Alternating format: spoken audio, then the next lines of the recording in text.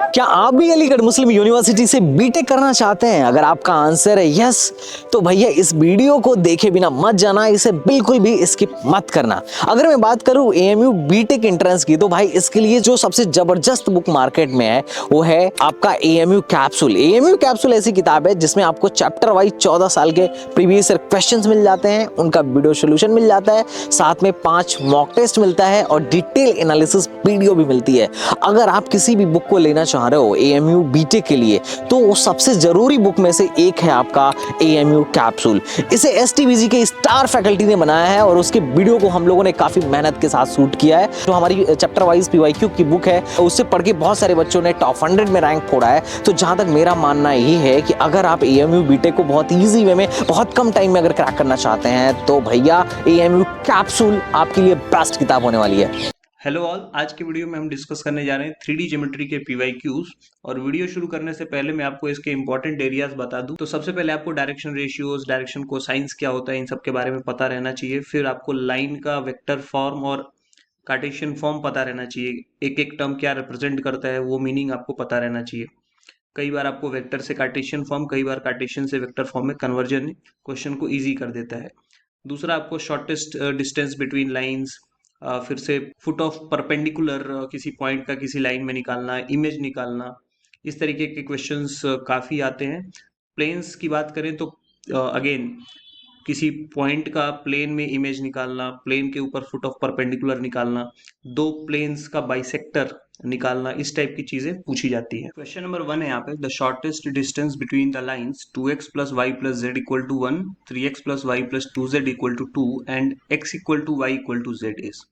तो ये एक साथ दिया हुआ है, कॉमा से सेपरेटेड है और एंड बीच में लिखा हुआ है। तो ये जो है वो तीसरा या दूसरा है, बेसिकली लाइन आप मान सकते हो। यहाँ से एक लाइन चाहिए और उस लाइन L1 और L2 के बीच का डिस्टेंस चाहिए। तो आपको कंफ्यूजन यहाँ पे हो सकता है कि यहाँ पे तो दो इक्वेशंस गिवन है।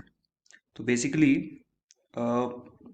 फॉर्मेट ये होता है कि आप L1 plus lambda L2 equal to 0 लिख सकते। L1 plus lambda L2 equal to 0 करके यहाँ से लैम्डा की वैल्यू निकालने की कोशिश करो। तो 2x plus Y plus Z minus 1 हो गया, ये फर्स्ट हो गया line, minus sorry plus lambda और L2 का मतलब 3x plus Y plus 2z minus 2 is equal to 0 हो गया। अब यहाँ से अगर देखा जाए तो 2 प्लस 3 लैम्डा एक्स, फिर ऐसे ही हो जाएगा 1 plus lambda times y, 1 plus 2 lambda और z टाइम्स हो गया, और बाद में पूरे के पूरे minus constants, -1 -2 lambda equal to 0। तो होता क्या है यहाँ पे, ये अगर L1 लाइन है, ये अगर L2 लाइन है, और सपोज ये L3 लाइन है यहाँ पे जो गिवन है x equal to Y equal to z. तो इस लाइन की खास बात क्या है कि ये 0 0 0 से पास होती है ना, और डायरेक्शन रेशियो 1 1 1 है ना। x by 1 equal to y by 1 equal to z by 1 लिखा जा सकता है, ठीक है। तो विच मीन्स कि डायरेक्शन रेशियो 1 होने से क्या फायदा हो गया, हमें पैरेलल वेक्टर के बारे में इंफॉर्मेशन है कि L3 का जो पैरेलल वेक्टर है वो कुछ इस तरीके से है, बी वेक्टर या B3 वेक्टर आप बोल लो। अब अगर आप शॉर्टेस्ट डिस्टेंस निकालना चाहते हो, तो उसके लिए जो प्लेन होना चाहिए वो पैरेलल टू L3 होना चाहिए, उसी उसी प्लेन पे लाई करना चाहिए। मतलब इस यहाँ से कोई ऐसा प्लेन लाई करे, उसके ऊपर ही लाइन L4 होना चाहिए। जो चौथी लाइन अगर आप सब ऐसे इमेजिन करो, यहाँ पे L4 है, तो वो पैरेलल प्लेन पे होगा, तभी जाके ये 90 डिग्री वाला शॉर्टेस्ट डिस्टेंस आप ले सकते हो। ये जो परपेंडिकुलर डिस्टेंस हम मेजर करने की बात कर रहे हैं, जैसे ही वो इस इंटरसेक्शन से पास होगा सपोज, तो ये इंटरसेक्शन से पास होते ही आप ये L1 प्लस लैम्डा L2 वाला यूज कर सकते हो। इसका मतलब ये आपका A1 B1 C1 हो गया, जो कोएफिशिएंट है एक्स वाई जेड के, ये इस के डायरेक्शन रेशियो हो गए, है ना, इस वाली लाइन के डायरेक्शन रेशियो हो गए, ये जो परपेंडिकुलर मेजरमेंट हो रहा है। और वो B3 वेक्टर के तो परपेंडिकुलर ही है, यानी B3 वेक्टर मतलब कौन सा, ये जो थर्ड लाइन है एक्स वाई जेड, वहां का डायरेक्शन रेशियो वो आपका A2 B2 C2 हो गया। और आपको पता है कि अगर परपेंडिकुलर वेक्टर्स या लाइन हो तो A1 A2 plus B1 B2 plus C1 C2 0 होता है। इसका मतलब 1 इंटू 2 + 3 लैम्डा, 2 + 3 लैम्डा होगा, ऐसे ही 1 इंटू 1 + लैम्डा, और ऐसे ही 1 इंटू 1 + 2 लैम्डा, ये सब मिला के क्या हो गया 0। तो 6 लैम्डा का वैल्यू आ गया -4, या बोला जा सकता है कि -2/3 लैम्डा था, तो वो तो हो जाएगा 0 अपने पास, 0 इंटू एक्स। 1 + लैम्डा करेंगे तो 1/3y आ जाएगा। 1 + 2 लैम्डा करेंगे तो 1 - 4/3, यानी कि -1/3z हो गया। और -1 - 2 इंटू लैम्डा करेंगे तो ये माइनस माइनस प्लस 4/3 = 0 हो गया। तो यहाँ से अपने को क्या मिला, अगर 3 एलसीएम ले लिया जाए तो y - z है ना, और ये 1/3 था तो +1 बचेगा, बाकी वो 3 उधर चला जाएगा राइट साइड में। तो ये अपने पास लाइन आ गया। अब क्लियर कट आपको देखो तो शॉर्टेस्ट डिस्टेंस, और वो इस प्लेन पे आ चुका है, जो भी लाइन है जो शॉर्टेस्ट डिस्टेंस पे है वो इस प्लेन पे है, जो रेड वाला प्लेन। आप ओरिजिन, जब डिस्टेंस फ्रॉम ओरिजिन निकालने जाएंगे तो ये हो जाएगा mod ऑफ 0 - 0 + 1 डिवाइडेड बाई √1 का स्क्वायर और -1 का स्क्वायर, क्योंकि x का कोऑर्डिनेट तो यहाँ पे x का कोफिशिएंट तो है ही नहीं, तो ये 1/√2 आ गया। ऑप्शन नंबर ए करेक्ट है। क्वेश्चन नंबर 2 में शॉर्टेस्ट डिस्टेंस बिटवीन लाइंस पूछा गया है, तो मान लेते हैं ये L1 लाइन है, ये L2 लाइन है। तो ये जो भी x y z के साथ माइनस हो रहा है वो पॉइंट्स होते हैं जो लाइन के ऊपर लाई करते हैं। तो बेसिकली फर्स्ट लाइन है तो उस पॉइंट से A1 वेक्टर बनता है, सेकंड लाइन से A2 वेक्टर बनता है। तो अगर मैं A2 वेक्टर लिखूंगा तो सेकंड लाइन में 6i + 5j और 20k हो जाएगा। और अगर फर्स्ट लाइन से आप लिखोगे A1 वेक्टर तो x - 5 y - 7 z - 3 है, तो उस वजह से 5i + 7j + 3k बन जाएगा। तो इसका मतलब A2 - A1 वेक्टर यहाँ पे निकाला जा सकता है। A2 - A1 वेक्टर कितना हो गया, i - 2j + 17k वेक्टर, ये आ गया अपने पास। अब B1 वेक्टर और B2 वेक्टर का क्रॉस प्रोडक्ट हमें निकालना होता है। तो B1 और B2 वेक्टर क्या है, वो जो लाइन के नीचे डिनोमिनेटर है, डायरेक्शन रेशियोस, वो वैल्यू आपको यहाँ पे दिख रही होगी। तो ये आई जे के हो गया, और B1 मतलब 3 - 16 और 7, और B2 मतलब 3 8 और -5 कंपोनेंट हो गया। बस इसको सॉल्व कर लेंगे तो ये आ जाएगा 16 × 5 80, 80 - 8 × 7 56, तो 24 आ गया। नेक्स्ट माइनस जे करेंगे तो -15 - 21 वो -36 हो जाएगा, और लास्ट में प्लस के वेक्टर 8 × 3 24, 24 माइनस माइनस प्लस 48 हो जाएगा, जो कि हो गया 72। तो ये अपने पास B1 क्रॉस B2 वेक्टर आ गया, जिसमें 12 कॉमन भी लिया जा सकता है। तो यहाँ पे बचेगा 2i + 3j + 6k। ठीक है। अब शॉर्टेस्ट डिस्टेंस का फॉर्मूला होता है B1 cross B2 dot A2 - A1 vector divided by B1 cross B2 vector का मैग्नीट्यूड।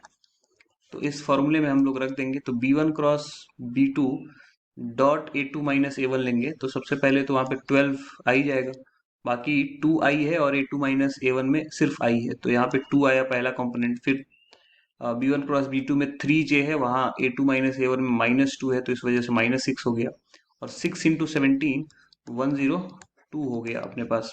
और डिनोमिनेटर में 12 फिर से रहेगा, है ना, मॉडुलस लेना है, तो मॉडुलस की वजह से रूट के अंदर आ जाएगा 2 का स्क्वायर + 3 का स्क्वायर + 6 का स्क्वायर, तो 12 से 12 तो कैंसिल हो गया। अब ऊपर 102 और 2 मिला के 104, और 104 में से 6 सब्ट्रैक्ट करेंगे तो 98 आएगा। ठीक है। और नीचे आ जाएगा 4 और 9 13, तो नीचे 13 और 6 का स्क्वायर अपने पास 36, यानी कि 49 का √7 आ जाएगा, तो ये बन गया 1 और 4, तो 14 is the right answer, option C correct हो गया। क्वेश्चन नंबर 3 है, let L1 is the line of intersection of planes 3x + 2y + z = 5 and x + y - 2z = 3, and L2 be the line of intersection of planes 2x - y - z = 0 and 7x + 10y - 8z = 0, then angle between L1 and L2 is. सबसे पहले यहाँ पे किसी एक parameter को, suppose z को lambda मानना पड़ेगा L1 लाइन ऑफ इंटरसेक्शन निकालने के लिए। तो अगर z को हमने लैम्डा मान लिया तो 3x प्लस 2y की वैल्यू 5 माइनस लैम्डा हो जाएगी, और x प्लस वाई की वैल्यू हो जाएगी 3 प्लस 2 लैम्डा। अब इसी इक्वेशन में 2 से मल्टीप्लाई कर देंगे तो 2x plus 2y is equal to 6 plus 4 lambda हो जाएगा। तो अब ये फर्स्ट इक्वेशन और ये सेकंड इक्वेशन, इसको सॉल्व करने के लिए सब्ट्रैक्ट कर देते हैं सेकंड वाले को फर्स्ट वन से। तो 1 माइनस 2 अगर करेंगे तो अपने पास आ जाएगा -1 माइनस 5 लैम्डा, ये x की वैल्यू आ गई। इसको पुट कर देंगे तो y की value x plus y is equal to 3 plus 2 lambda था, वहां से y की वैल्यू आ जाएगी 3 प्लस 2 लैम्डा माइनस एक्स, यानी कि माइनस एक्स करते ही वो +1 प्लस 5 लैम्डा में कन्वर्ट हो जाएगा। तो ओवरऑल आ जाएगा अपने पास 7 लैम्डा प्लस 4। तो यहाँ से बोला जा सकता है कि ये है x plus 1 by minus 5 is equal to lambda, और यहाँ से बोला जा सकता है कि y minus 4 by 7 equal to lambda. तो ओवरऑल मैं लिख सकता हूँ कि x प्लस 1 बाई माइनस 5 या y माइनस 4 बाई 7, या z इक्वल टू लैम्डा था तो z by 1 equal to lambda. तो जो लाइन ऑफ इंटरसेक्शन है वो अपने पास आ चुका है। तो ये जो वैल्यूज हैं वो a1 b1 c1 आ चुकी है, -5, b1 7 और c1 की वैल्यू 1। अब सेम काम रिपीट करेंगे L2 लाइन ऑफ इंटरसेक्शन निकालने के लिए। तो उसमें भी 2x minus y is equal to जो z है उसको लैम्डा मान लेंगे। तो दूसरा इक्वेशन अपने आप बन जाएगा 7x plus 10y is equal to 8 lambda. अब इस वाले को 10 से मल्टीप्लाई कर ले तो 20x minus 10y is equal to 10 lambda हो जाएगा। ऐड करते ही 27x is equal to 18 lambda हो जाएगा, यानी x की वैल्यू यहाँ से क्या आ गई, और 9 से डिवाइड करने पे 2/3 लैम्डा। अब इस वैल्यू को पुट कर देंगे अगर फर्स्ट वन में, तो 2x minus y equal to lambda था, वहां से y की वैल्यू 2x माइनस लैम्डा, यानी कि 4/3 lambda minus lambda which is लैम्डा/3 हो गया। तो अगर प्रॉपरली लिखा जाए तो x इक्वल टू 2/3 लैम्डा से मैं लिख सकता हूँ x divided by 2/3 equal to lambda is equal to, अब y के लिए लिखना है अगर, तो y divided by 1/3 equal to lambda हो जाएगा, और z तो हमने लैम्डा माना ही था तो z/1 भी लैम्डा ही होगा। तो ओवरऑल इसको प्रॉपरली लिखने के लिए ये जो डायरेक्शन रेशियो आए अपने पास 2/3:1/3:1, इसको बोला जा सकता है 2:1:3। तो ये A2, ये B2 और ये C2। तो अब cos थीटा निकालने के लिए A1 A2 plus B1 B2 plus C1 C2 divided by root over A1 square plus B1 square plus C1 square, और फिर रूट के अंदर A2 square plus B2 square plus C2 square apply कर देंगे। तो अगर आप देखो तो A1 का वैल्यू -5, A2 का वैल्यू 2, तो वो मिला के -10 हो गया। फिर B1 B2 करने पे 7 इंटू 1 करेंगे, 7 आ गया। C1 C2 करेंगे तो यहाँ 3 है, यहाँ 1 है, तो यहाँ पे आ गया 3। तो ऊपर जो है 0 आ गया, नीचे कुछ भी हो ऊपर जो है 0 आ गया, तो ये 0 हो गया। तो cos थीटा 0 मतलब एंगल कितना हो गया, 90 डिग्री। cos 90 ही तो 0 होता है। तो यहाँ पे आंसर हो गया फर्स्ट ऑप्शन। क्वेश्चन नंबर 4 है the equation of line through the point a 3,4 makes an angle π/3 with x axis and meets the line 12x plus 5y is equal to 10 at b, length of A B is. तो पहले तो एक line यहाँ पे given है जो कि point a से पास कर रहा है, जो कि 3,4 है, और सपोज कि ये एक लाइन है 12x plus 5y is equal to 10, जिसको जाकर के ये इंटरसेक्ट कर रहा है या मीट कर रहा है बी पॉइंट पे। तो हमें लेंथ ऑफ ए बी बताना है, मतलब बी का कोऑर्डिनेट अगर पता चल जाए, सपोज x, y है फिलहाल, तो काम हो जाएगा। तो अगर हम बात करें इस क्वेश्चन की, तो ये जो लाइन है ए बी, इसका एंगल अपने को मेंशन किया हुआ है क्वेश्चन में कि ये एक्स एक्सिस से एंगल बना रहा है π/3 मतलब 60 डिग्री। इसका मतलब हमें साइन 60 और कॉस 60 का वैल्यू पता है, तो x और y को पैरामेट्रिक फॉर्म में कैसे लिख सकते हैं? x को लिख सकते हैं x1 plus r cos theta, यानी कि 3 और 4 x1 y1 है अपना, तो 3 प्लस आर कॉस 60 डिग्री हो गया, और y का वैल्यू हो जाएगा 4 प्लस आर साइन 60 डिग्री। और ये x और y की वैल्यूज तो इस वाली लाइन यानी कि L2 लाइन पे भी लाई कर रहा है। अगर ये L1 है और L2 ये 12x plus 5y equal to 10 मान ले तो इसमें रख देंगे, तो ये बनेगा 12 times 3 plus r cos 60 degree और प्लस 5 टाइम्स y मतलब 4 plus r sine 60 degree equal to 10। तो यहाँ से आएगा 36 plus 12 times of r cos 60 होता है 1/2, यहाँ 5 इंटू 4 20 हो जाएगा, 5 आर साइन 60 रूट 3/2 होता है इक्वल टू 10। तो यहाँ से आर का वैल्यू कैलकुलेट कर लेंगे। तो आर की वैल्यू कैसे आएगी? ये 12 को 2 डिवाइड करेगा तो 6 आर, और यहाँ से 5 रूट 3 r/2 हो गया, और ये हो जाएगा 10 माइनस 20 और 36 मिला करके इधर 56 सब्ट्रैक्ट हो जाएगा, यानी माइनस 46।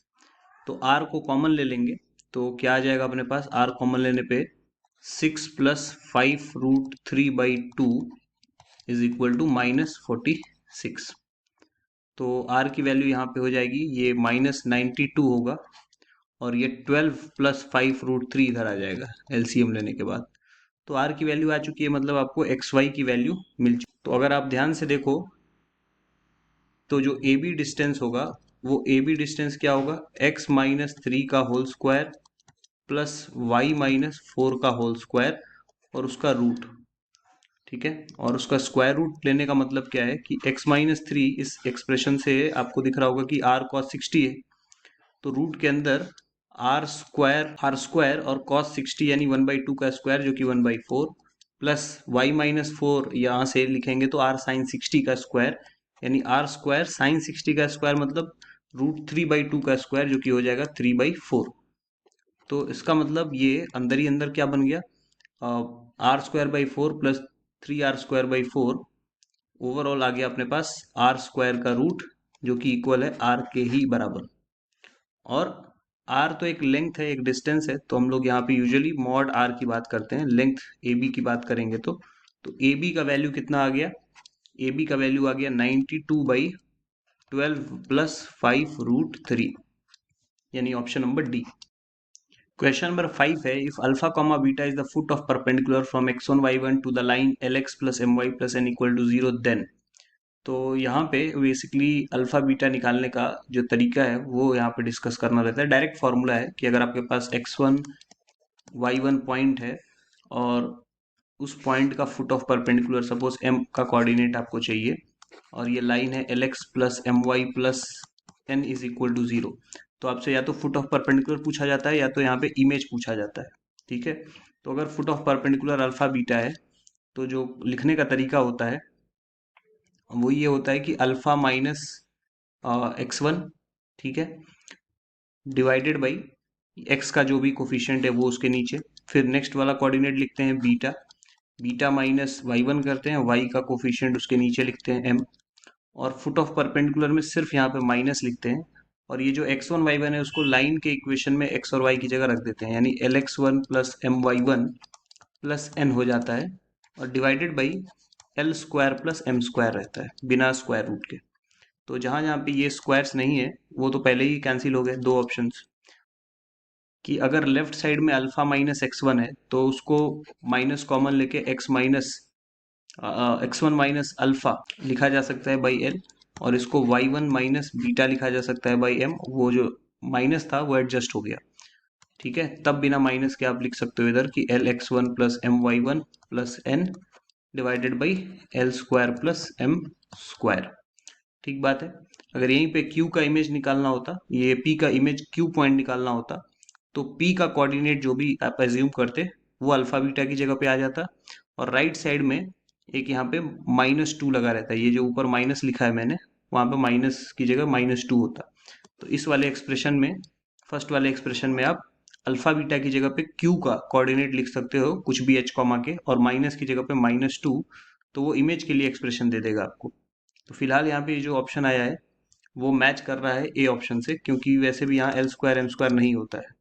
तो आप ऑप्शन देख के भी एलिमिनेट कर सकते थे। Equation of plane passing through intersection of two planes and origin is, तो इंटरसेक्शन ऑफ टू प्लेन से पास करने वाला जो प्लेन है उसका इक्वेशन हम लोग कैसे लिखते हैं, P1 plus lambda P2 equal to 0। P1 का मतलब पूरा कंप्लीट प्लेन वन का इक्वेशन आप लिख लो, 4 को भी लेफ्ट में लेकर के, और फिर लैम्डा P2 का मतलब 4x plus 3y plus 2z plus 1 equal to 0।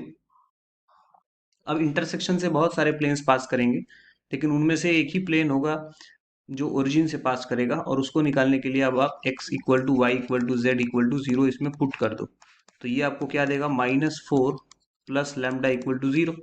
इसका मतलब लैम्डा इक्वल टू 4 आ गया, और लैम्डा 4 आते ही आप इसी इक्वेशन में रख दो, तो ये बन जाएगा x plus 2y plus 3z minus 4, plus lambda की जगह 4 रखते ही 4 into 4 16x, 4 into 3 12y, 4 into 2 8z, और प्लस 4 इक्वल टू 0। अब सबको ऐड कर देते हैं, तो ये 17x हो गया, ये 14y हो गया, ये 11z हो गया, and that is equal to 0, यानी ऑप्शन नंबर डी करेक्ट हो गया। क्वेश्चन नंबर 7 है, a perpendicular is drawn from A point on the line to the plane such that the foot of perpendicular q also lies on the plane x minus y plus z equal to 3, then coordinates of q are।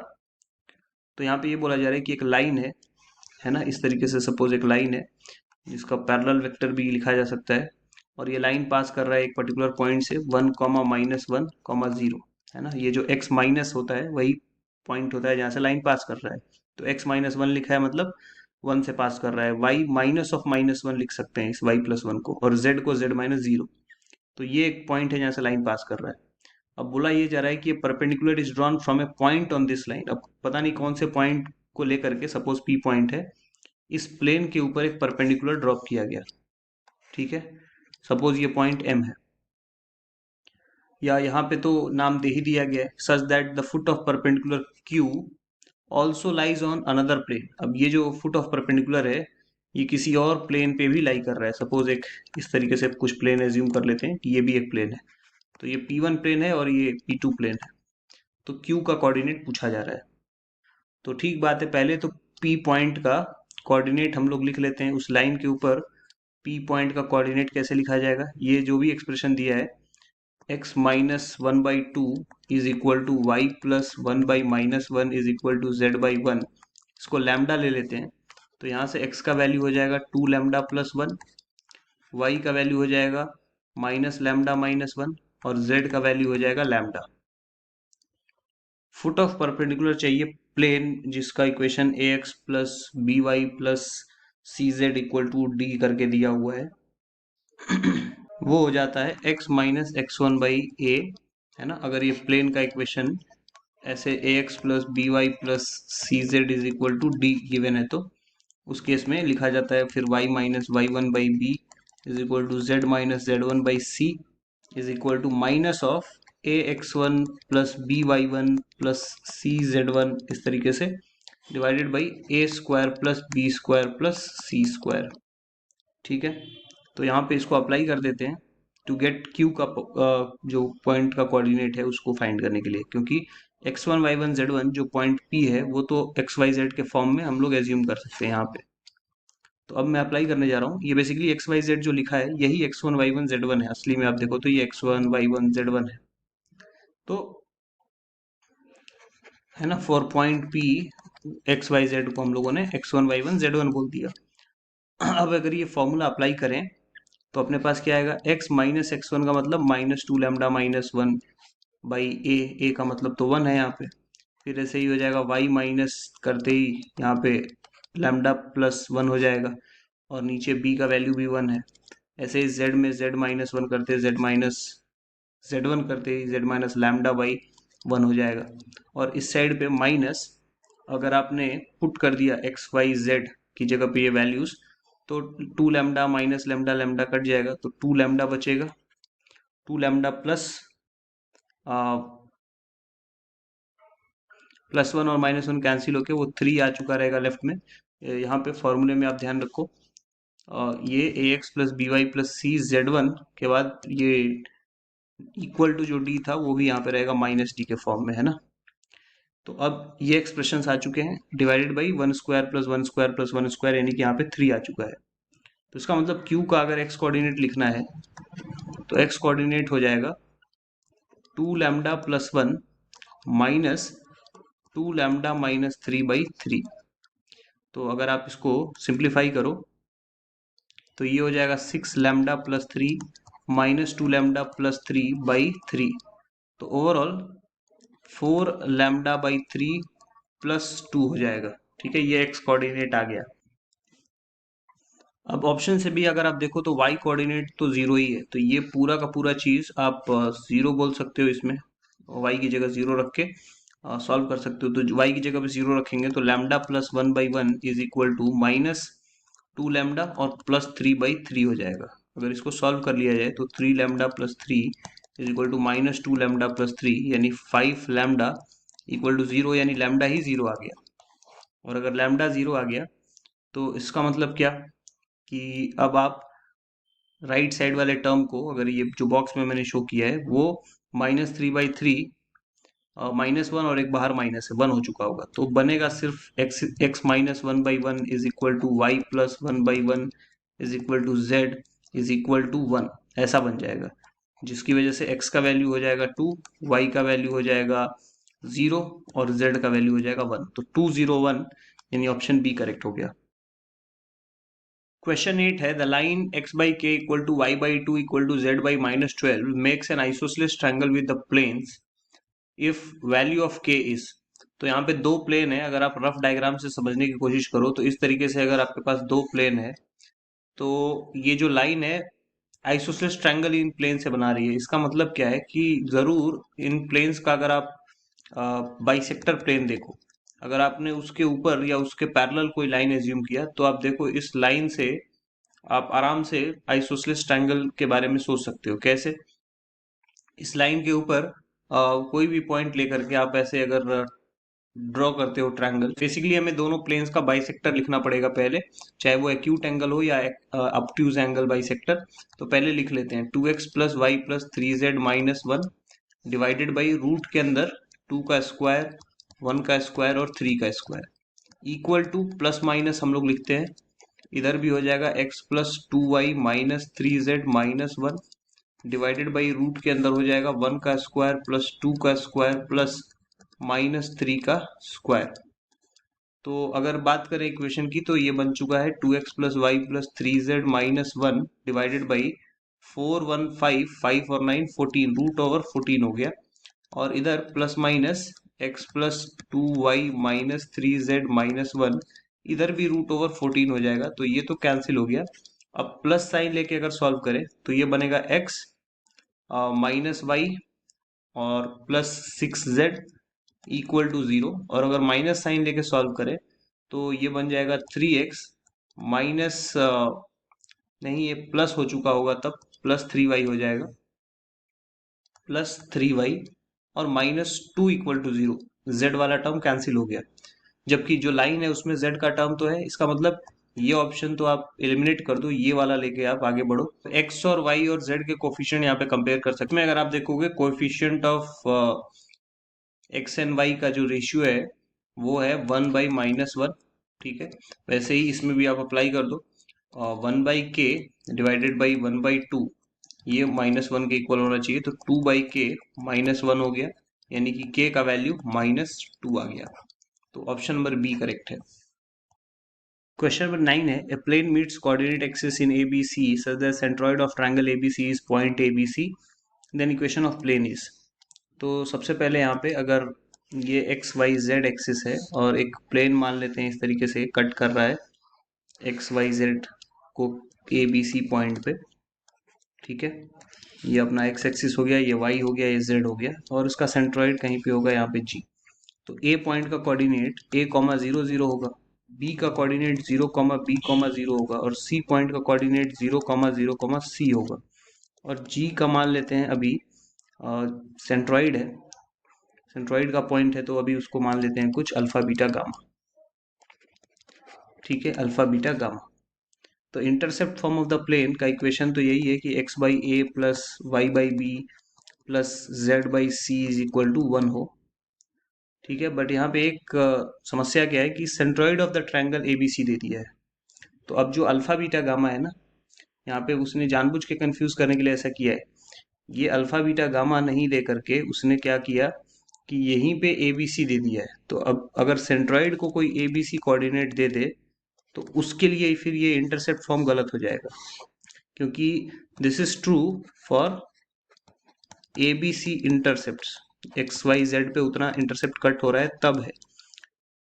तो इसलिए अब यहाँ पे हमें changes करने पड़ेंगे। ये intercept को अल्फा, इसको बीटा मानना पड़ेगा और इसको गामा मानना पड़ेगा, ठीक है। तो अब हमें कन्वर्ट करना पड़ेगा अपने क्वेश्चन को, ये गलत हो जाएगा। ये जो है for a B c intercept काम करेगा सिर्फ। तो अब मैं इंटरसेप्ट के फॉर्म में लेके आता हूँ। अगर ए कोऑर्डिनेट लिखना है तो मुझे लिखना पड़ेगा alpha plus zero by three. अगर मुझे बी कोऑर्डिनेट लिखना है तो जीरो प्लस कोऑर्डिनेट लिखना है तो zero plus beta plus zero by three. और सी कोऑर्डिनेट लिखना है तो zero plus gamma by three. यानी कि यहाँ से अल्फा की जगह पे थ्री है, यहाँ से बीटा की जगह पे थ्री बी, और यहाँ से गामा की जगह पे थ्री सी लिखा जा सकता है। और अब अगर मैं बोलूँ कि x divided by X intercept यानी alpha, y divided by Y intercept यानी बीटा, और z divided by z intercept यानी कि गामा इक्वल टू 1 होता है, तो ये बिल्कुल करेक्ट होगा। और आंसर ABC में इसलिए अल्फा की जगह पे 3 है, बीटा की जगह पे 3b और गामा की जगह पे 3c लिख दूंगा। यहाँ से वो 3 कॉमन लेकर के डिनोमिनेटर से राइट साइड में भेजा जा सकता है, तो ऑप्शन नंबर सी करेक्ट हो जाएगा। क्वेश्चन नंबर 10 है the distance of the point 1 minus 2,3 from the plane measured parallel to line.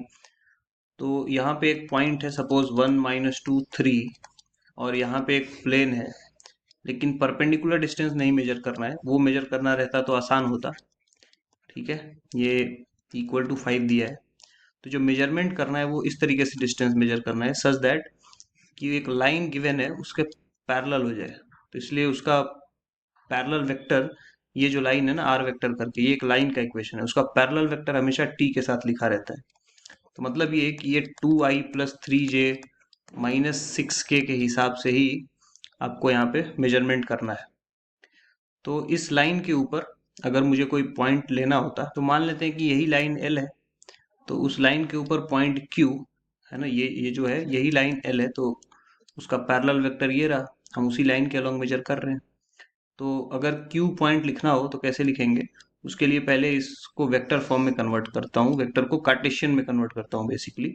तो x माइनस टू हो जाता है, फिर equal to y minus three हो जाता है, फिर z माइनस फोर हो जाता है। जो भी t से फ्री वाले टर्म्स हैं 2 3 4, वो पॉइंट्स हैं जहाँ से लाइन पास कर रहा है, और जो t के साथ है वो नीचे आ जाता है 2 3 और यहाँ माइनस 6। अब इसको आप मान लो लैम्डा, तो यहाँ से x का वैल्यू हो जाएगा 2 लैम्डा प्लस 2, y का वैल्यू हो जाएगा 3 लैम्डा प्लस 3, क्रॉस मल्टीप्लाई कर करके आप ऐसे लिख सकते हो 4 माइनस 6 लैम्डा। तो एक्स वाई जेड की वैल्यू आ गई। अब ये क्यू पॉइंट का कोऑर्डिनेट हो गया एक तरीके से। तो क्यू पॉइंट का कोऑर्डिनेट होने का मतलब ये है कि अब पी क्यू का डायरेक्शन रेशियो अगर किसी को लिखना हो, डायरेक्शन रेशियो, तो वो क्यू माइनस पी करेगा।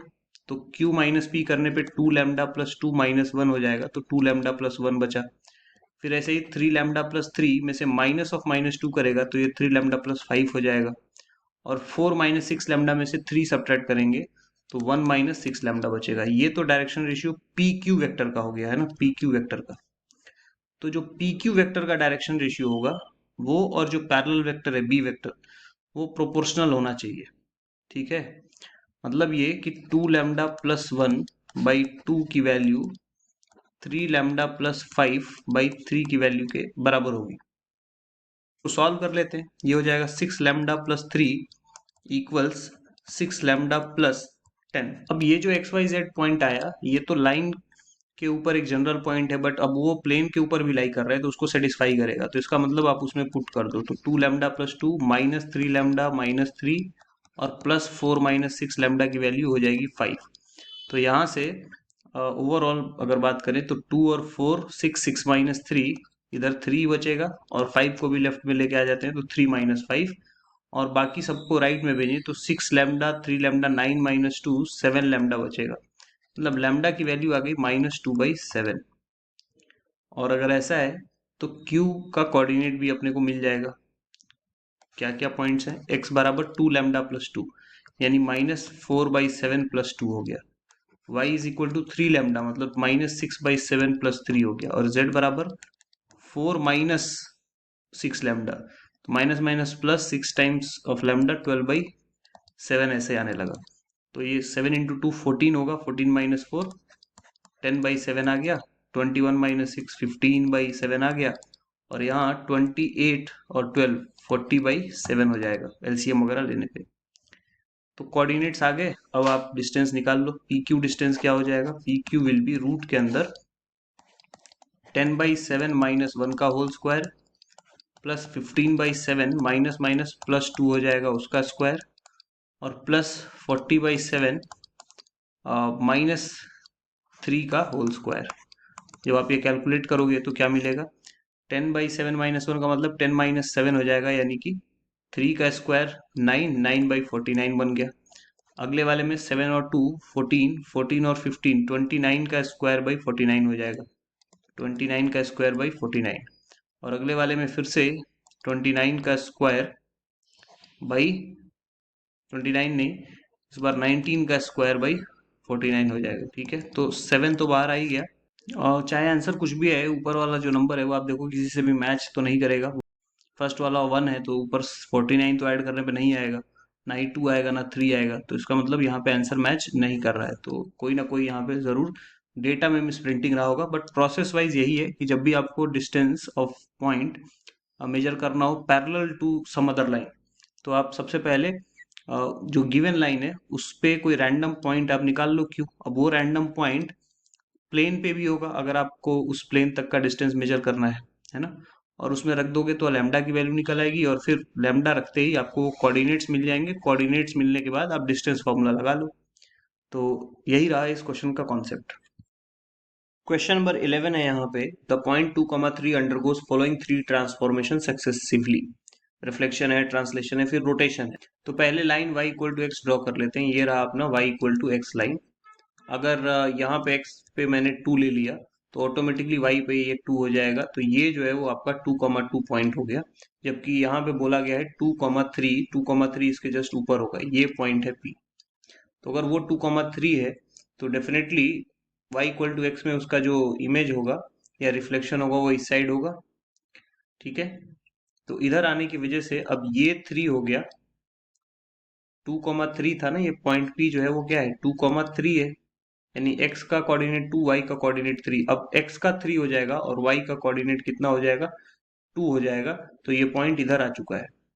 तो पहला चीज तो ये कि P से रिफ्लेक्शन के बाद जो Q निकल के आया है वो हो गया 3,2।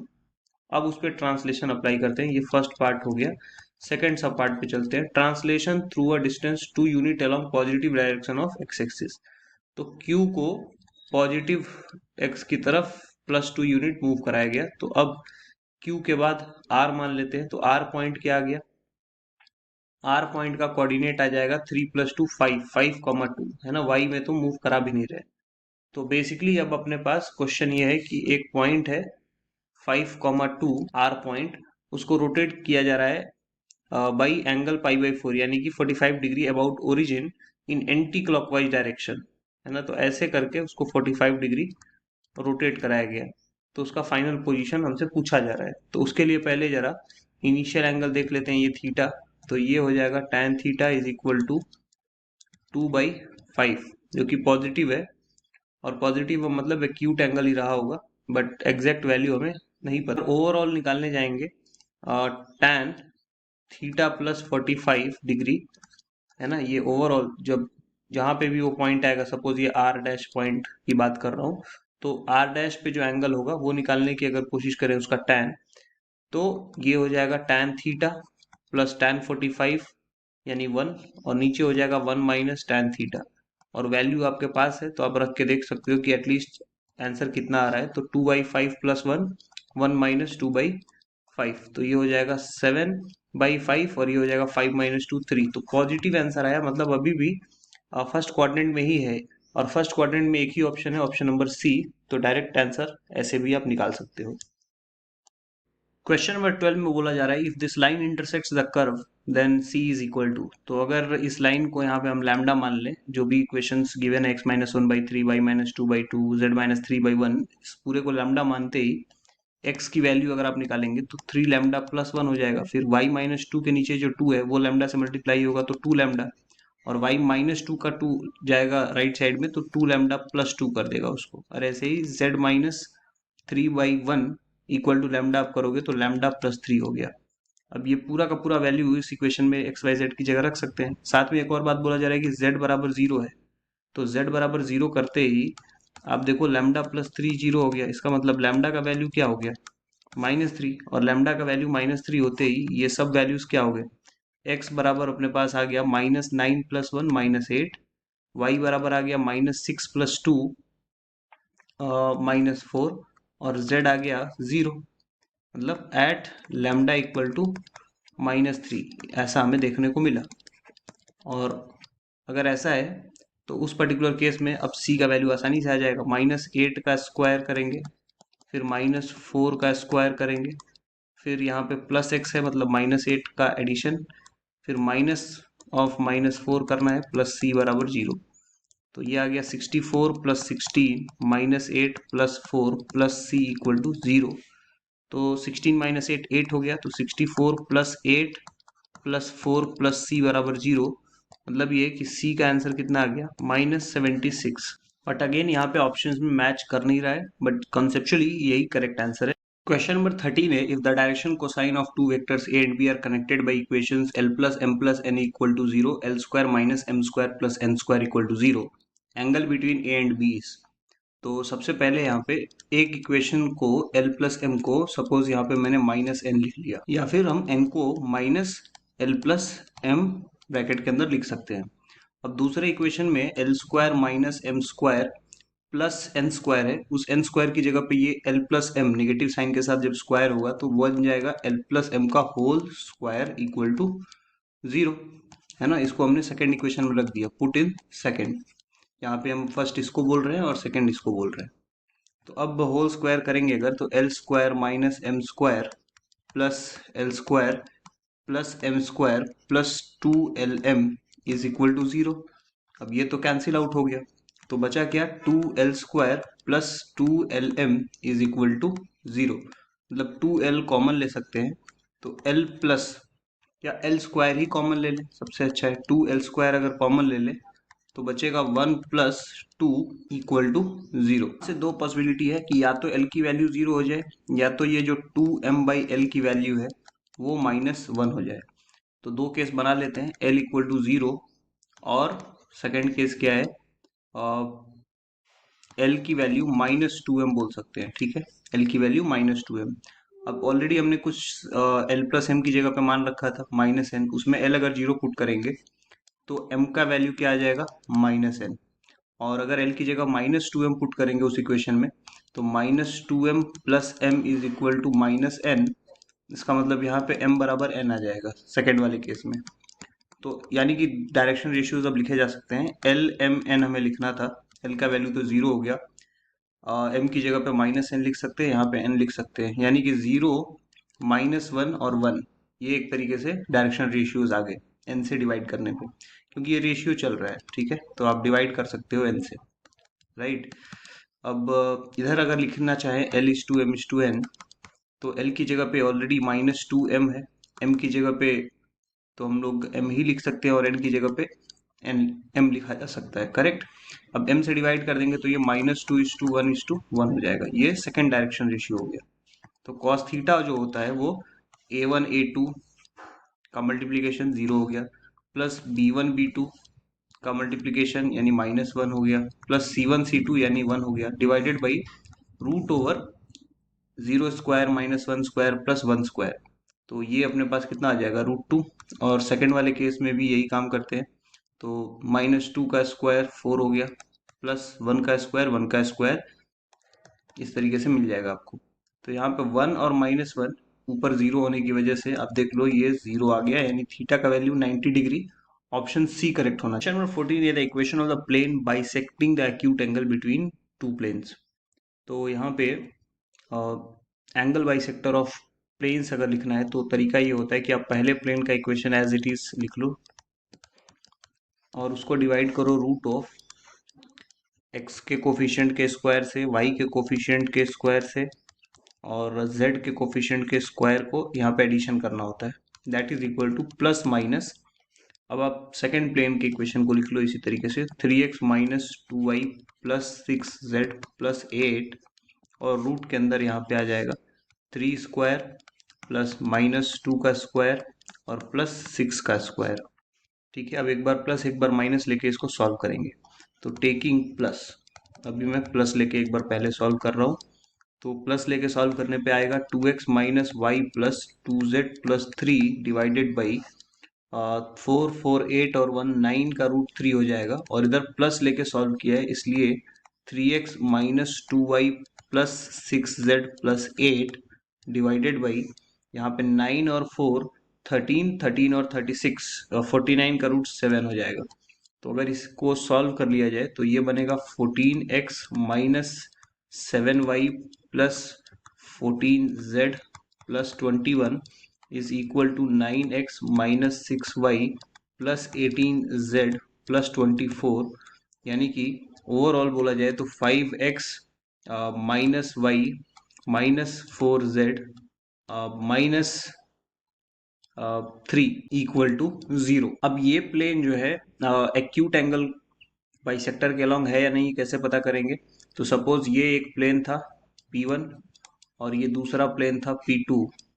अब ये एक्यूट एंगल था, तो अगर ये जो हमने फाइंड किया है जो बाइसेक्टर P3 प्लस लेकर के, अगर ये एक्यूट एंगल बाइसेक्टर पे लाई करेगा तो ये P1 और P3 के बीच में एंगल जो होगा वो लेस देन 90 होना चाहिए। तो हम P1 और P3 के बीच में एंगल निकाल लेते हैं, वेरीफाई कर लेते हैं। तो कॉस थीटा हो जाएगा P1 प्लेन का x का कोफिशिएंट A1 है और यहाँ P3 का 5 है, तो 2 इंटू 5 10 हो गया। फिर P1 प्लेन में -1 है, y का कोफिशिएंट यहाँ भी -1 है, तो माइनस माइनस प्लस 1 हो गया। वहाँ पे 2 है, यहाँ पे -4 है z का कोफिशिएंट, तो वो -8 हो गया।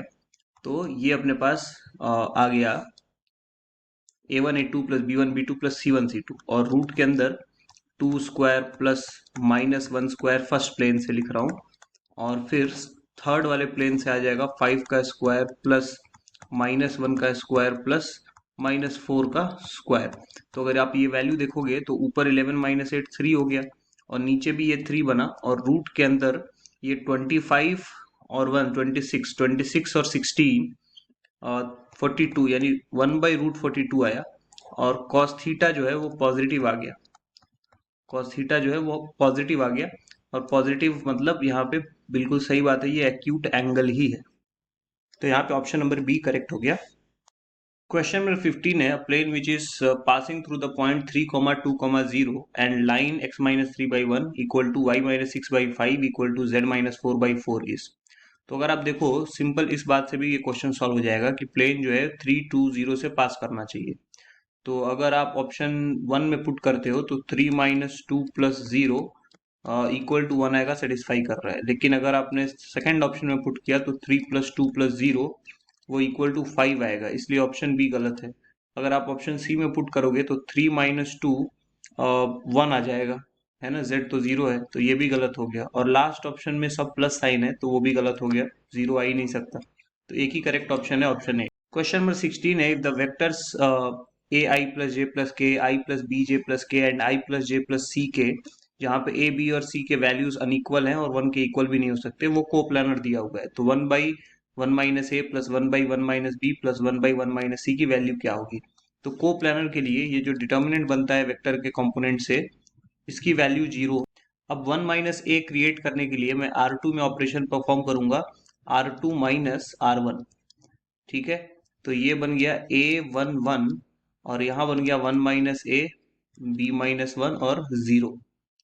साथ साथ में 1 माइनस सी भी बन जाए तो अच्छी बात है। तो R3 में भी एक ऑपरेशन परफॉर्म कर दिया जाए, R3 माइनस R1, तो ये हो जाएगा 1 माइनस ए फिर से, और यहाँ हो जाएगा 0 और यहाँ हो जाएगा C-1। अब जो है मल्टीप्लाई कर देते हैं, तो a टाइम्स ये हो जाएगा B-1 इंटू C-1 माइनस 0, और नेक्स्ट वन -1 के साथ क्या क्या आएगा देख लेते हैं। 1 माइनस ए और C-1 आएगा, बस इतना ही आ पाएगा। फिर लास्ट में +1, यहाँ पे 1 माइनस ए 0 से मल्टीप्लाई होगा, और फिर माइनस साइन के साथ 1 माइनस ए इंटू B-1 मल्टीप्लाई हो जाएगा, जिसको मैं जानबूझ के A-1 इंटू B-1 डायरेक्ट लिख देता हूँ। ठीक है, तो इस तरीके से अपने पास ये एक्सप्रेशन बन गए इक्वल टू 0। तो ओवरऑल मैं लिखता हूँ इधर a टाइम्स B-1 C-1, फिर ये माइनस बी अंदर जाएगा तो प्लस A-1 C-1 कर देगा इसको, और प्लस A-1 B-1 ऑलरेडी है इधर, इक्वल टू 0। फर्दर मैं इसको लिख सकता हूँ a, ये 1 माइनस बी है 1 माइनस सी है, दोनों में से माइनस कॉमन निकाला तो कोई फर्क नहीं पड़ेगा, माइनस माइनस प्लस। इधर भी वही काम 1 माइनस ए 1 माइनस सी, और इधर भी वही काम 1 minus a 1 minus b equals to 0। अब इसको 1 minus a 1 minus b 1 minus c से थ्रू आउट डिवाइड कर देंगे, तो यहाँ बचेगा a बाई 1 माइनस ए। ठीक है, यहाँ बचेगा 1 बाई 1 माइनस बी, और यहाँ बचेगा 1 by 1 minus c, that is equal to 0। लेकिन हमसे पूछा जा रहा है वैल्यू 1 बाई 1 माइनस ए होना चाहिए, तो क्या करेंगे, इसमें 1 ऐड कर देंगे। लेफ्ट साइड में 1 ऐड करते ही ये जो टर्म है वो कन्वर्ट हो जाएगा a plus 1 minus A divided by 1 minus A, यानी कि 1 बाई 1 माइनस ए में कन्वर्ट हो जाएगा। बाकी एज इट इज रखेंगे, लेफ्ट साइड में 1 ऐड किया है तो राइट में भी 1 ऐड कर देंगे, तो will get the answer as 1। Option B correct. Question number 17 है, perpendicular is drawn from 163 to line x by 1 y minus 1 by 2 equal to z minus 2 by 3। मान लेते हैं इसको लैम्डा, तो उस लाइन के ऊपर कोई पॉइंट है q, अगर तो उस q के कोऑर्डिनेट को लिखा जा सकता है lambda 2 lambda plus 1 3 lambda plus 2। ठीक है, और ये पॉइंट p है 163, ये गिवन लाइन है, और यहाँ पे इसका पैरेलल वेक्टर है i plus 2j plus 3k, क्योंकि डिनोमिनेटर में जो 1 2 3 है वो पैरेलल वेक्टर के डायरेक्शन रेशियो को शो करता है। तो अगर यहाँ पे आप QP वेक्टर लिखना चाहो तो QP मतलब P माइनस क्यू, ठीक है, या PQ वेक्टर निकालना चाहो, कोई भी एक वेक्टर निकाल लो। PQ वेक्टर मतलब Q माइनस P, तो लैम्डा माइनस 1i हो जाएगा, प्लस 2 लैम्डा प्लस 1 में से 6 सब्ट्रैक्ट होगा तो 2 लैम्डा माइनस 5j हो जाएगा, और 3 लैम्डा प्लस 2 में से 3 सब्ट्रैक्ट होगा तो 3 लैम्डा माइनस 1 के हो जाएगा। तो अब ये PQ वेक्टर इस पैरेलल वेक्टर B के परपेंडिकुलर है, तो डॉट प्रोडक्ट 0 कर देंगे, तो PQ dot B equal to 0, मतलब lambda minus 1 into 1 lambda minus 1 plus 2 into 2 lambda minus 5, और फिर 3 into 3 lambda minus 1 equal to 0 कर देंगे। तो यहाँ से lambda plus 4 lambda plus 9 lambda, और ये -1 -10 -3 इक्वल टू 0, तो 14 लैम्डा इज इक्वल टू 14, यानी लैम्डा का वैल्यू आ गया 1, जिसकी वजह से अब फुट ऑफ परपेंडिकुलर हो जाएगा 1 3 5, यानी ऑप्शन नंबर ए करेक्ट हो गया। क्वेश्चन नंबर 18 है, the length of the perpendicular from point i plus 2j plus 3k to the given line. तो मतलब ये पॉइंट है 1 2 3, और उसका परपेंडिकुलर इस लाइन के ऊपर, सपोज ये q पॉइंट है, तो PQ लेंथ निकालना है, इसका मतलब q का कोऑर्डिनेट निकालना पड़ेगा। अब ये जो लाइन गिवन है इसको इक्वल टू लैम्डा मान लेते हैं, तो x की वैल्यू हो जाएगी, ये 3 जाके उधर मल्टीप्लाई होगा तो 3 लैम्डा, और -6 उधर जाएगा तो +6। इसी तरीके से y जो है वो हो जाएगा 2 लैम्डा प्लस 7, और z हो जाएगा 7 माइनस 2 लैम्डा। तो ये XYZ जो है वो कोई भी लाइन के ऊपर जनरल पॉइंट है, इसका मतलब Q के लिए भी वो अलॉट किया जा सकता है कि Q का भी XYZ ये है। डिफरेंट डिफरेंट पॉइंट्स के लिए लैम्डा की वैल्यू डिफरेंट डिफरेंट हो जाएगी। अब ये जो लाइन के नीचे नंबर्स हैं 3 2 -2, ये क्या रिप्रेजेंट करते हैं, इस लाइन का पैरेलल वेक्टर, यानी कि 3i plus 2j minus 2k, ये आपका पैरेलल वेक्टर यानी B वेक्टर हो गया।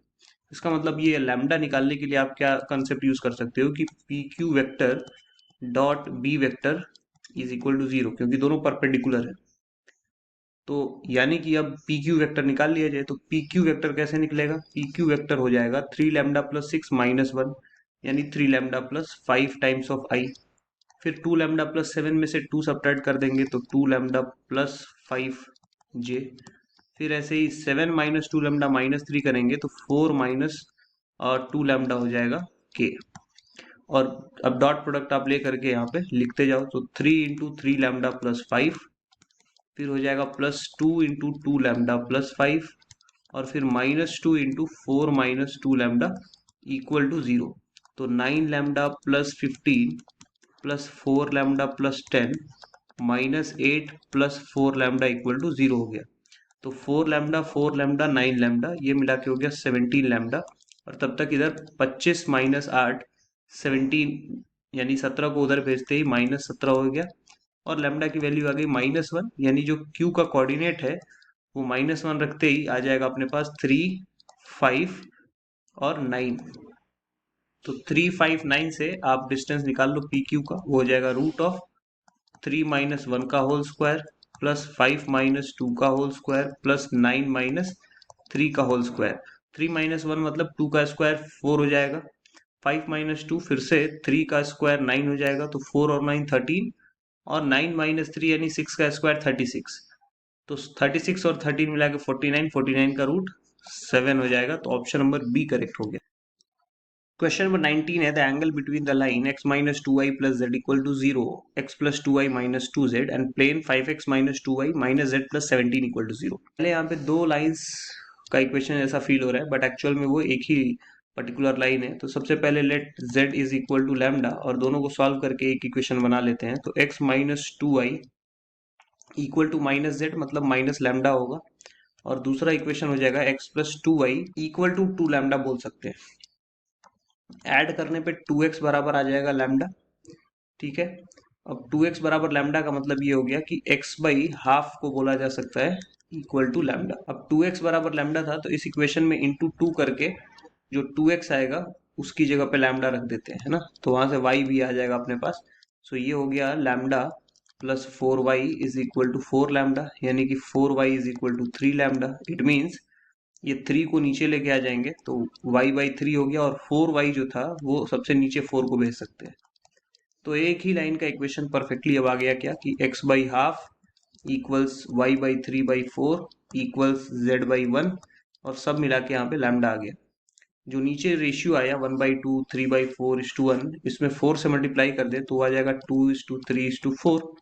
ये आपका A1 B1 C1 है, और ये 5 माइनस 2 माइनस 1 जो प्लेन में है वो आपका A2 B2 C2 है।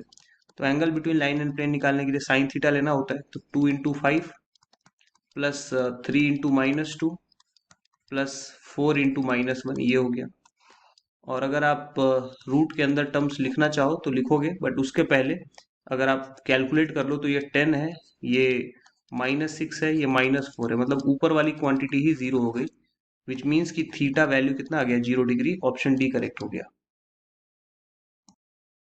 क्वेश्चन नंबर 20 है the unit vector which is orthogonal to the vector i plus J plus K and is coplanar with i plus 2j minus K vector and 2i plus J plus 3k vector. तो कोई भी vector अगर दो vector के को-प्लानर है तो उस vector को सपोज ए वेक्टर मान ले अगर, तो lambda times b vector plus mu times c vector लिखा जा सकता है अगर ए बी सी को प्लानर है। तो यहाँ पे ए वेक्टर को पहले अगर लिखें तो लैम्डा टाइम्स बी वेक्टर मतलब lambda times I plus 2j minus K vector हो गया, और mu times 2i plus J plus 3k vector हो गया। मतलब ओवरऑल अगर एक साथ लिखने की कोशिश करें तो ये हो गया लैम्डा प्लस 2 म्यू आई, ये हो गया 2 लैम्डा प्लस म्यू जे, और फिर हो जाएगा अपने पास 3 म्यू माइनस लैम्डा के। अब दो कंडीशन गिवन है, एक तो ऑर्थोगोनल है इस i प्लस जे प्लस के यानी कि 90 डिग्री है इसके, और दूसरा यूनिट वेक्टर होना चाहिए।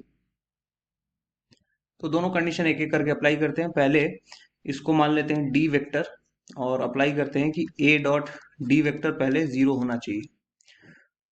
तो वहां से क्या आ जाएगा lambda plus 2 mu plus 2 lambda plus mu plus 3 mu minus lambda, ये सब मिला के 0 होना चाहिए। तो लैम्डा माइनस लैम्डा कैंसिल हो, लैम्डा का वैल्यू कितना आ गया, ये म्यू और 2 म्यू 3 म्यू, और यहाँ का 3 म्यू -6 म्यू हो जाएगा उस साइड जाके। तो लैम्डा की जगह पे -3 म्यू लिखा जा सकता है। एक बात तो ये और पता चल गई। तो यानी कि ए वेक्टर को और चेंज करके लिख सकता हूँ। जैसे ही -3 म्यू सब्सटीट्यूट होगा, ये हो गया -म्यू आई। 2 लैम्डा का मतलब -6 म्यू और प्लस म्यू मिला के -5 म्यू हो गया जे।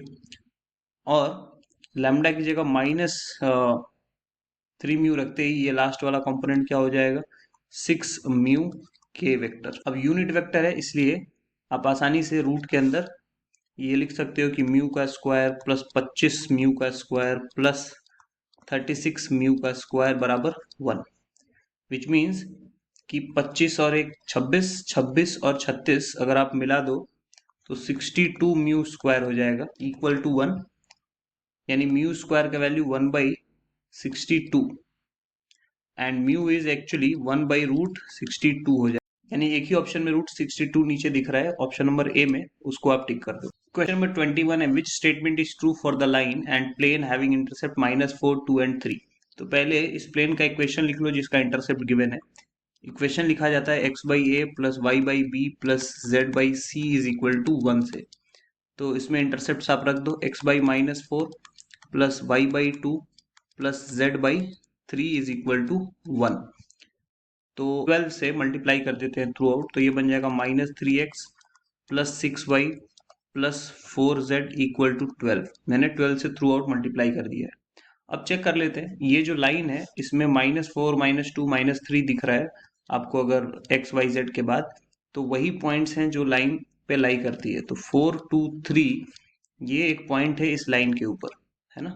तो वो 4, 2, 3 अगर ये लाइन प्लेन के ऊपर लाई करता है तो 4, 2, 3 भी इसको सेटिस्फाई करना चाहिए। तो एक बार चेक कर लेते हैं, -3 into 4 plus 6 into 2 plus 4 into 3, देखते हैं 12 आता है कि नहीं। ये -24 हो गया, सॉरी -12 हो गया, है ना। ये -12 हो गया, ये +12 हो गया और ये भी 12 हो गया।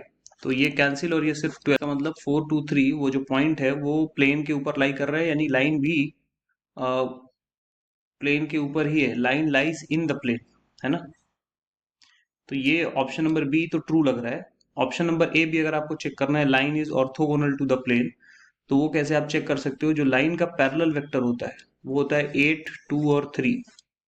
और ये जो इक्वेशन है प्लेन का यहाँ पे -3x plus 6y plus 4z, इसमें जो एक्स वाई जेड के कोफिशियंट है वो इस नॉर्मल वेक्टर के डायरेक्शन रेशियो को रिप्रेजेंट करते हैं। तो आप देखो कहीं से भी कोई समानता नजर नहीं आ रही है। ये जो n वेक्टर है या नॉर्मल वेक्टर है प्लेन का, उसका जो डायरेक्शन रेशियो है वो -3i plus 6j plus 4k है, जबकि यहाँ पे लाइन का जो पैरेलल वेक्टर है वो 8, 2, 3 है।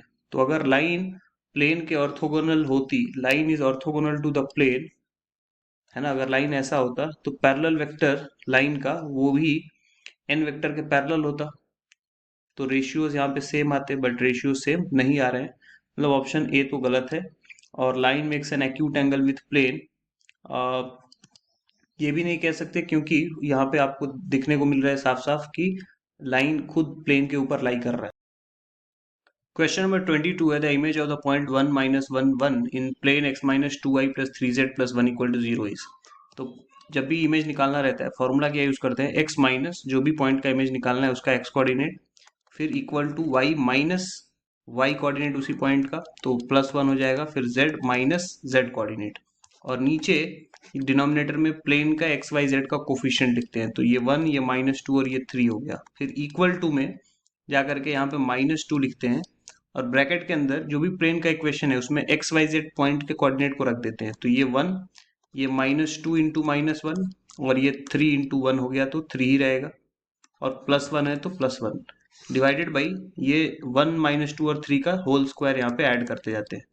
तो ये हो जाएगा 1 + 4, ठीक है, 1 square plus -2 square plus 3 square, ऐसे लिखा जा सकता है। तो ओवरऑल ये हो गया -2, अंदर हो जाएगा 1 + 2 3, 3 + 3 6, 6 + 1 7, और नीचे बनेगा 1 + 5, 1 + 4 5 और 5 + 9 14, तो -1 आ गया ओवरऑल। यानी कि x माइनस वन को -1 लिख सकते हैं, y प्लस वन को 2 लिख सकते हैं और z माइनस वन को -3 लिख सकते हैं। तो x का वैल्यू यहाँ से आ गया 0, y का वैल्यू यहाँ पे आ गया 1 और z का वैल्यू आ गया माइनस। क्या आ गया? इमेज का कोऑर्डिनेट आ गया। हालांकि यहाँ पे कोई भी ऑप्शन फिर से मैच कर नहीं रहा है, बट करेक्ट ऑप्शन यही है। अगर आपको चेक करना है तो आप क्रॉस चेक भी कर सकते हो। ये जो पॉइंट P है वो 1 -1 1 है और ये बीच में प्लेन है, तो उसका इमेज अगर इधर Q बनता है तो वो 0 1 -2 ही होगा। कैसे पता, वो आपको बता देता हूँ। मिड पॉइंट जो होगा पी क्यू का, जितना ऑब्जेक्ट ऊपर है या पॉइंट जितना ऊपर है, इमेज भी उतना ही नीचे है, तो बीच में एक मिड पॉइंट उस प्लेन पे ही लाई करेगा। तो ये मिड पॉइंट निकाल लेते हैं। तो 1 प्लस 0/2 1/2, -1 प्लस 1 मिला के 0 और 1 -2 -1/2 हो जाएगा। तो मिड पॉइंट फॉर्मूले से ये निकाल लिया। अब एम पॉइंट तो प्लेन पे आप रख के चेक कर लो। एक्स है मतलब हाफ, फिर -2 into 0 plus 3 into -half plus 1। आप चेक कर लो, ये 0 आएगा। ये 1/2 -3/2 प्लस 1, मतलब ये -1 प्लस 1 इक्वल टू 0 आ गया। मतलब जो हमने निकाला वो करेक्ट आंसर। क्वेश्चन नंबर 23 है, value of lambda such that a B c vector are coplanar. Coplanar के लिए ए बी और सी के जो भी आई जे के कॉम्पोनेंट्स है उसको आप इस डिटर्मिनेंट में लिख दो और वो डिटर्मिनेंट का वैल्यू बेसिकली 0 आना चाहिए। यही कंसेप्ट होता है। तो ये डिटर्मिनेंट 0 लेके आना है, उसके लिए फर्स्ट रो के अलॉन्ग एक्सपेंशन कर रहा हूँ। तो ये हो जाएगा 10 प्लस 3 लैम्डा, फिर ये माइनस ऑफ -1 के साथ क्या आएगा 5 प्लस 9 आ जाएगा और लास्ट में 1 यानी कि लैम्डा माइनस 6 हो जाएगा। ठीक है, इक्वल टू 0। तो ये 20 प्लस 6 लैम्डा, ये प्लस 14 हो गया, प्लस लैम्डा -6 इक्वल टू 0, यानी 7 लैम्डा इज इक्वल टू ये 34 -6 28, उधर जा करके -28, यानी लैम्डा का वैल्यू -4 आ गया। Option D.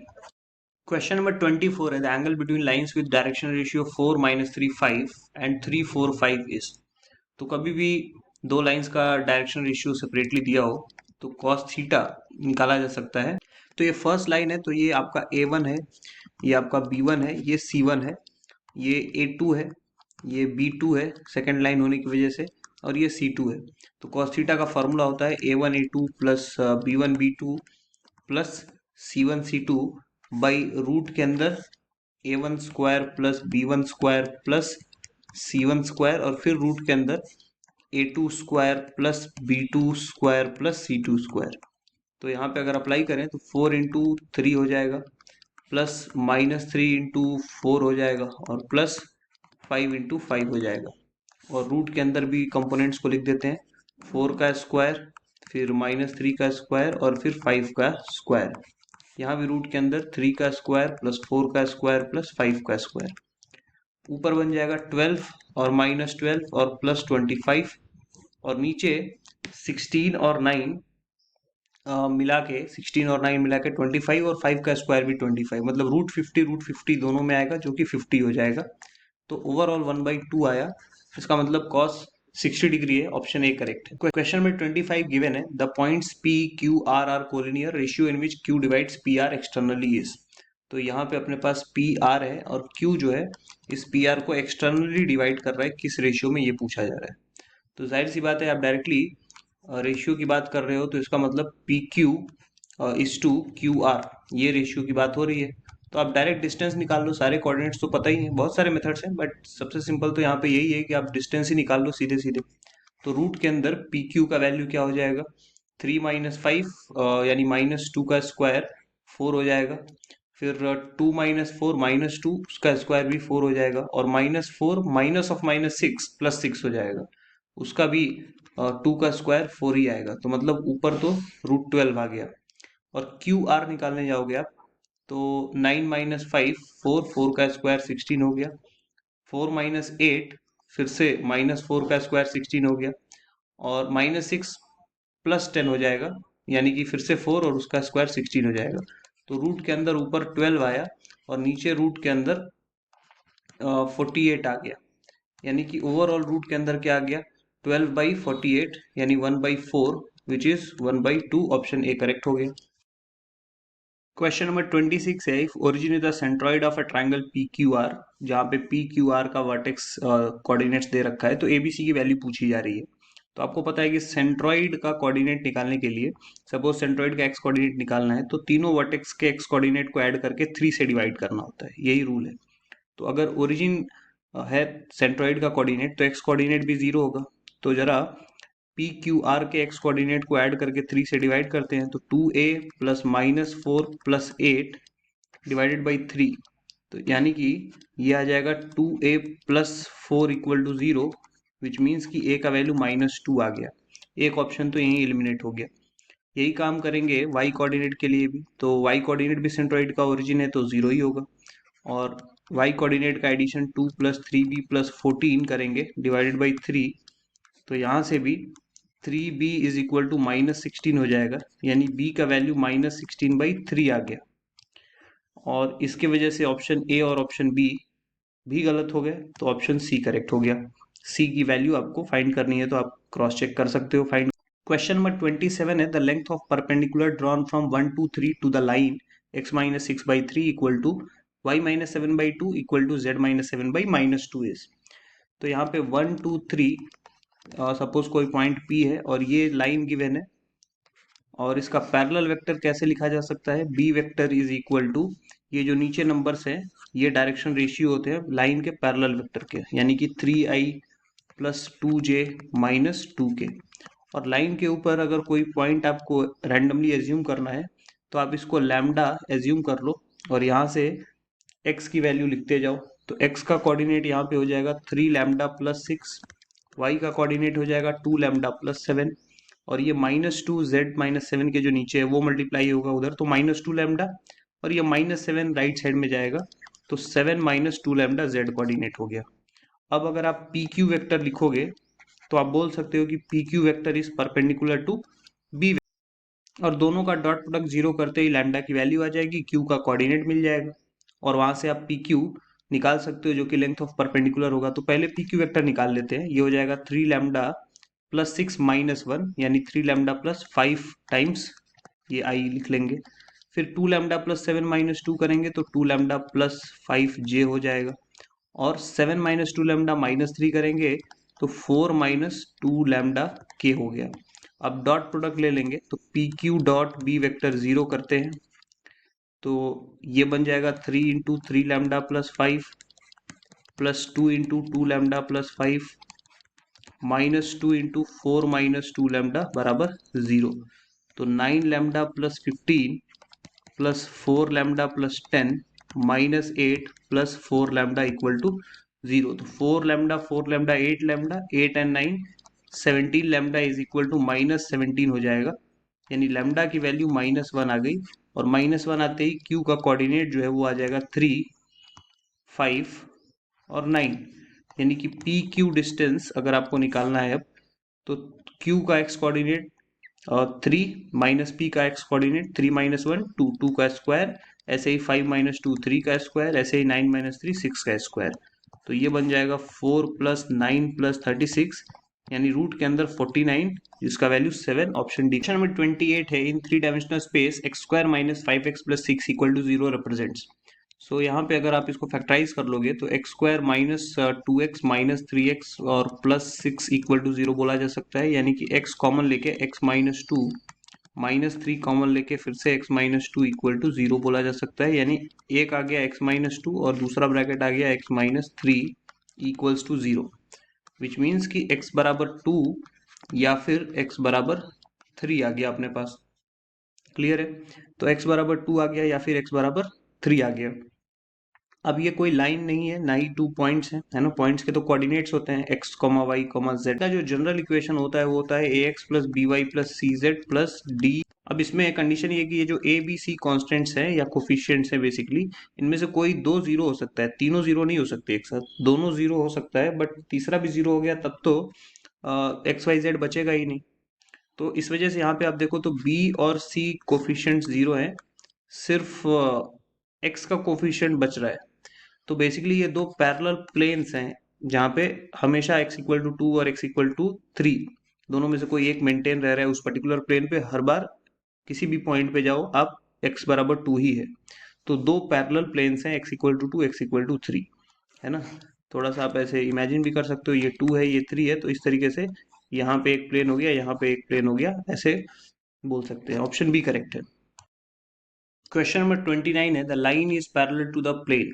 तो कभी भी अगर आपको ऐसा प्लेन दिखे equation a x plus B Y plus c z equal to d, तो इस प्लेन में ये ए बी और सी क्या रिप्रेजेंट करते हैं, जो भी प्लेन का नॉर्मल वेक्टर होता है उसका डायरेक्शन रेशियो, यानी एन वेक्टर को आप ए I plus B J plus C के भी लिख सकते हैं। तो अगर आप ऑब्जर्व करो, पूछा जा रहा है कि line is parallel to the plane. तो अगर लाइन प्लेन के पैरेलल होगा, सपोज ये लाइन है, लाइन प्लेन के पैरेलल होगा, तो लाइन का जो पैरेलल वेक्टर होगा वो इस नॉर्मल वेक्टर ऑफ प्लेन के परपेंडिकुलर हो जाएगा। तो आप वही ऑप्शन में बस चेक कर लो। तो परपेंडिकुलर के लिए कंडीशन क्या है कि a1 a2 plus b1 b2 plus c1 c2 zero होना चाहिए। इनका पैरेलल वेक्टर है b वेक्टर, उसका डायरेक्शन रेशियो यहाँ पे ऑलरेडी है 3 4 5, तो a1 b1 c1 ये हो गया। और हर ऑप्शन में जो भी x y z के कोफिशिएंट्स हैं वो a2 b2 c2 हो जाएंगे। तो देख लेते हैं कि किसमें ये सेटिस्फाई हो जाता है। a1 a2 plus b1 b2 plus c1 c2। तो अगर आप ऑप्शन डी को चेक करोगे तो 2 into 3 plus 1 into 4 plus minus 2 into 5, ये आपका निकल के आएगा 6 प्लस 4 माइनस 10 बराबर 0। तो ऑप्शन डी सेटिस्फाई कर रहा है। ऐसे ही अगर आप ए बी सी सब चेक करोगे तो वो सेटिस्फाई नहीं करेंगे। फॉर एग्जाम्पल अगर आपने ऑप्शन ए को चेक किया होता तो 3 into 3 plus 4 into 4 plus 5 into 5 सारे ही पॉजिटिव हैं, तो जीरो कैसे आएगा। वैसे ही ऑप्शन बी में भी सारे पॉजिटिव हैं 2 3 4, तो वहां पे पॉसिबिलिटी नहीं है। ऑप्शन डी करेक्ट है। क्वेश्चन नंबर 30 है the value of lambda such that x minus 4 equal to y minus 2 equal to minus lambda lies in the plane. तो यहाँ पे अगर इसको प्रॉपरली लिख लिया जाए तो ये x माइनस 4 बाई 1 है, y माइनस 2 बाई 1 है और z minus lambda divided by 2 है। तो ऐसे कंडीशन में ये एक लाइन का इक्वेशन है जो कि पास कर रहा है 4 2 लैम्डा से, है ना। ये तरीका होता है समझने का इस तरीके के इक्वेशंस को। और जो नीचे नंबर्स है 1 1 2, ये इस लाइन के पैरेलल जो वेक्टर है उसका डायरेक्शन रेशियो होता है, यानी आप उसको देख के i प्लस जे प्लस 2 के लिख सकते हो, ठीक है। तो अगर ये लाइन प्लेन पे लाई करता है तो ये जो पॉइंट है 4 2 लैम्डा वो भी लाई करेगा। तो वहां पे आप पुट कर दो 2 इंटू 4 फिर माइनस 4 इंटू 2 और प्लस लैम्डा बराबर 7 होना चाहिए। तो 8 माइनस 8 प्लस लैम्डा बराबर 7, मतलब लैम्डा की वैल्यू कितनी आ गई 7। ऑप्शन ए करेक्ट होगा। Equation of the plane passing through the points 2 2 1 and 9 3 6 and perpendicular to the plane is. तो इस प्लेन का इक्वेशन आप मान लो पहले ही कि a x plus B Y plus c z plus d equal to 0। अब 2 2 1 से पास कर रहे हैं तो आप एक्स वाई जेड की जगह पे रख दो, तो 2a plus 2b plus c plus d equal to 0, ये फर्स्ट इक्वेशन फॉर्म हो गया। 9 3 6 भी आप पुट कर दो तो 9a plus 3b plus 6c plus d equal to 0, ये आपका सेकेंड इक्वेशन बन गया। And perpendicular to the plane, तो अगर एक प्लेन दूसरे प्लेन के परपेंडिकुलर है तो दोनों के नॉर्मल वेक्टर्स भी परपेंडिकुलर हो जाएंगे। तो ये 2 6 6 इसका डायरेक्शन रेशियो है, और जो हमने लिया है प्लेन का इक्वेशन वो ABC डायरेक्शन रेशियो है उसके नॉर्मल वेक्टर का, यानी कि हो जाएगा ये 2a plus 6b plus 6c is equal to 0, third equation. तो आप 2 में से 1 को सब्ट्रैक्ट करके जरा लिख लो यहाँ पे, ये हो जाएगा 7a plus b plus 5c और d तो कैंसिल हो गया इक्वल टू 0। ये फोर्थ इक्वेशन हमने बना लिया 2 माइनस 1 करके। अब आप ध्यान दो सिर्फ थर्ड और फोर्थ पे, और एलिमिनेट करने की कोशिश करेंगे हम लोग किसी एक वेरिएबल को। तो फॉर एग्जांपल b को हटा देते हैं, तो उसके लिए 6 टाइम्स मल्टीप्लाई करना पड़ेगा। तो 6 टाइम्स मल्टीप्लाई करेंगे तो ये 42a plus 6b plus 30c हो जाएगा इक्वल टू 0, ये फिफ्थ इक्वेशन मान लेते हैं, है ना। इंटू 6 किया है हमने। अब 3 माइनस 5 या 5 माइनस 3 कर लेते हैं। तो 5 माइनस 3 अगर आप करते हो तो 42a माइनस 2a 40a हो गया, 6b माइनस 6b कैंसिल हो गया, 30c माइनस 6c वो प्लस 24c हो गया इक्वल टू 0। इसका मतलब ए का वैल्यू क्या लिखा जा सकता है, या सी का वैल्यू बेसिकली ए के टर्म्स में क्या लिखा जा सकता है। सी का वैल्यू हो जाएगा -40a/24। 4 से डिवाइड करें तो -10a/6 या फिर -5/3a लिखा जा सकता है। तो हमने सी को ए के टर्म्स में लिख लिया। अब 2a, ये थर्ड वाले से ही 2a प्लस 6b और plus 6 times of c. 6 times of c का वैल्यू, ये 6 को अगर आप लेफ्ट में भेज दो तो -10a आपको दिख ही रहा है, इक्वल टू 0 हो रहा है। तो यानी कि यहाँ से b के बारे में भी इंफॉर्मेशन मिल गया कि 6b का वैल्यू 10a-2a 8a हो गया। यानी b को लिखा जा सकता है 4/3 टाइम्स ऑफ a। तो ए बी सी हमने सबको किस में लिख लिया, a के टर्म्स में लिख लिया। अब बच गया d। तो d के लिए आप सेकंड इक्वेशन का यूज कर लो, 9a प्लस 3b का वैल्यू यहाँ पे 4a हो जाएगा, और 6c का वैल्यू ऑलरेडी मैंने -10a बताया, और प्लस d इक्वल टू 0 है। तो d का वैल्यू कितना आ गया, 9a 4a 13a -10a 3a उधर जाकर के -3a। मतलब ए बी सी डी सबको हमने ए के फॉर्म में एक्सप्रेस कर लिया। तो ओवरऑल इक्वेशन क्या आया, ए एक्स प्लस बी वाई का मतलब 4/3 ay, सी जेड का मतलब -5/3 az, और प्लस डी मतलब -3a इक्वल टू 0। हर जगह से आप a को तो कॉमन निकाल के राइट साइड भेज सकते हो, वो तो 0 ही हो जाएगा, और जो बच गया उसमें आप 3 का एलसीएम ले लो। तो आपको क्या क्या टर्म्स दिखेंगे यहाँ लिख देता हूँ। पहले हो जाएगा 3x, फिर हो जाएगा आपके पास +4y, फिर यहाँ पे हो जाएगा ऑलरेडी -5z, और फिर यहाँ पे हो जाएगा -9 इक्वल टू 0। तो 3x plus 4y -5z -9 equal to 0 option number D में है। क्वेश्चन नंबर 32 है, the equation of the plane containing the line is this. तो लाइन में जो आप देख रहे हो x1 y1 z1, वो पॉइंट होता है जहां से लाइन पास कर रही होती है ना। ये हो गया आपका x1 y1 z1, कोई पर्टिकुलर पॉइंट है ए जहां से लाइन पास कर रही है, और ये जो एल एम एन देख रहे हो आप, वो उस लाइन के पैरेलल वाले वेक्टर का डायरेक्शन रेशियो होता है। ठीक है, तो l i plus m j plus n k vector हो गया।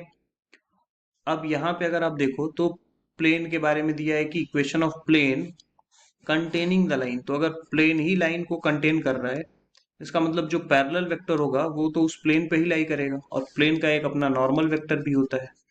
तो नॉर्मल वेक्टर क्या हो जाएगा फिर, प्लेन के ऊपर जो पैरेलल वेक्टर है उसके परपेंडिकुलर हो जाएगा, यानी बी डॉट एन 0 बोला जा सकता है ना। तो b dot n vector equal to 0। अब ये एन वेक्टर कहाँ से आएगा, तो जो भी प्लेन के इक्वेशन में ए बी सी होता है वही एन वेक्टर फॉर्म करता है, यानी कि ये ए I plus B J plus C के है। तो आप डॉट प्रोडक्ट जैसे ही 0 करोगे ये क्या आ जाएगा, a l plus b m plus c n is equal to 0, जो कि ऑप्शन नंबर डी है। क्वेश्चन नंबर 32 है, equation of plane that contains the point 1 - 1 2। कई बार तो आप ऑप्शन चेक भी करके कुछ एलिमिनेट कर सकते हो, है ना। आगे और भी कंडीशन दिया है कि and is perpendicular to each of the plane. तो दो प्लेन के परपेंडिकुलर होना चाहिए और 1 - 1 2 से पास करना चाहिए। तो जैसे फर्स्ट ऑप्शन में अगर मैं 1 - 1 और 2 रखूं तो वो आ जाएगा 5 - 4 - 2। तो आप देख लो ये बिल्कुल सेटिस्फाई नहीं किया, 7 तो आएगा ही नहीं।